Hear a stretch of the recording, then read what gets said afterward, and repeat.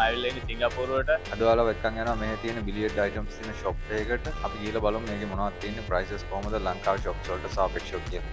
තියෙනවා ගොඩක් බ්‍රෑන්ඩඩ් කිව්ස්. බලමු ප්‍රයිසස් අහලා කොහොමද කියලා.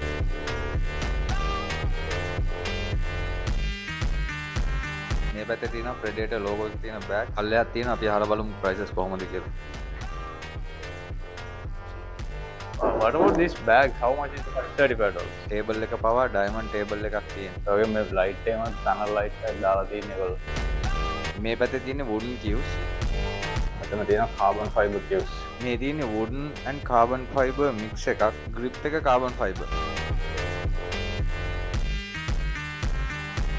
පල්ලෙහා ෂෝකේස් එකේ දාලා තියෙනවා Q-tips, repair tooling kit, gloves, ceramic diamond වගේ high quality cue balls, chalk holders, cleaning liquids, X spider ඒ වගේ ඔක්කොම දේවල් මෙතන තියෙනවා. ඉතින් මෙයා cue එකක් repair කරන ගමන් ඉන්නේ මෙයා ගාව තියෙනවා Q-tip shape කරන machine power. මෙතන තියෙනවා Predator cues. මේ තියෙන Predator logo එක.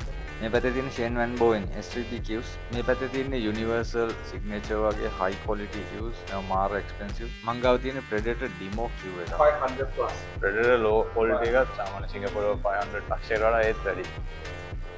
These are close to $2,000. $2,000 කියලා කියන්නේ ලක්ෂ 5කට කිට්ටු වෙන. Shane Van Bowen how much?